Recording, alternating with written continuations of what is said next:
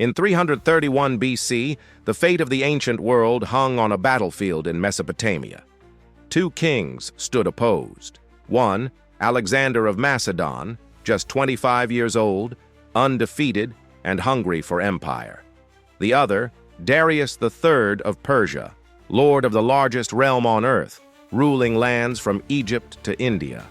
On the plain of Gaugamela, their armies would decide the destiny of East and West. Years earlier, Alexander had crossed the Hellespont with a small army, determined to finish what his father, Philip II, had begun, the conquest of Persia. At the Granicus River, he shattered the Persian satraps. At Issus, he faced Darius himself and drove him from the field, capturing his family. But the empire endured. Darius regrouped, raising a new host. And now, on the open plains of Mesopotamia, he would meet Alexander in battle once more. Darius chose the ground with care. At Gaugamela, near the village of Arbela, the fields were wide and flat, perfect for his advantage, cavalry and war chariots. He even ordered the land cleared, leveled, so nothing would hinder his scythed chariots. The Persian army was immense. Ancient sources speak of hundreds of thousands. Modern historians suggest perhaps 200,000 strong. Persian cavalry, Bactrian horsemen, Indian war elephants, fearsome scythed chariots, and tens of thousands of infantry. At the center, in a golden chariot, stood Darius himself, the King of Kings. Against this giant host stood Alexander's 47,000 men. Macedonian phalanxes, long spears bristling like a porcupine. Companion cavalry, elite horsemen bound to Alexander personally, Thracian and Greek allies. It was a smaller army, but disciplined, experienced, and led by a genius of war. On the eve of the clash, Darius held council. His nobles urged him to attack at night, but he refused. To strike in darkness, he said, would look like cowardice. He would meet Alexander under the eyes of the sun. That night, the Persian camp blazed with torches. The Macedonians, by contrast, lay in silence, resting in darkness.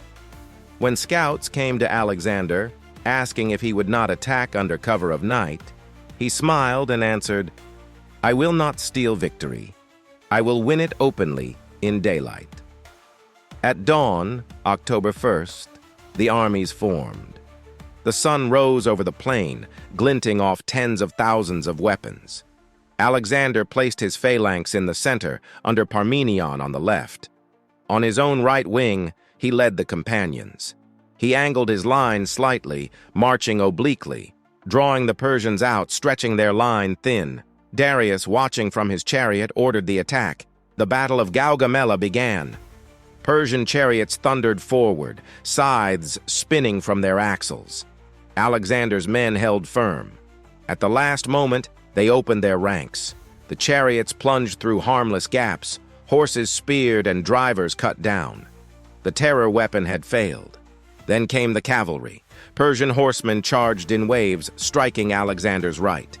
The Macedonians wheeled, countered, fighting desperately to hold the flank. Dust rose over the field, the air filled with screams, the clash of bronze and iron.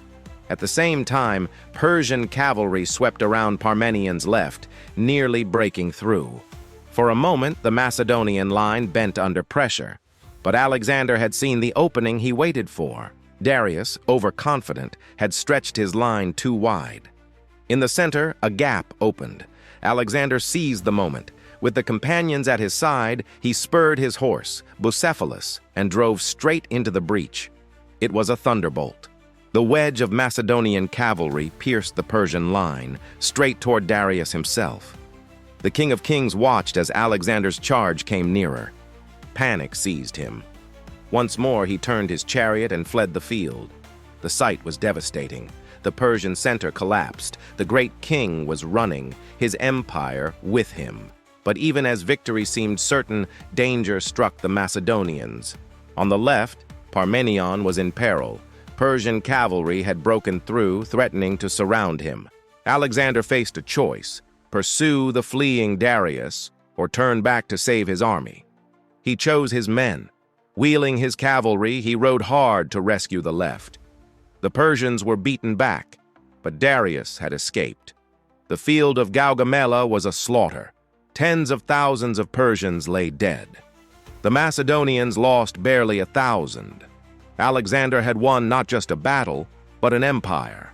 Darius fled east, hunted, abandoned by his nobles. Within a year, he would be betrayed and murdered by his own satraps.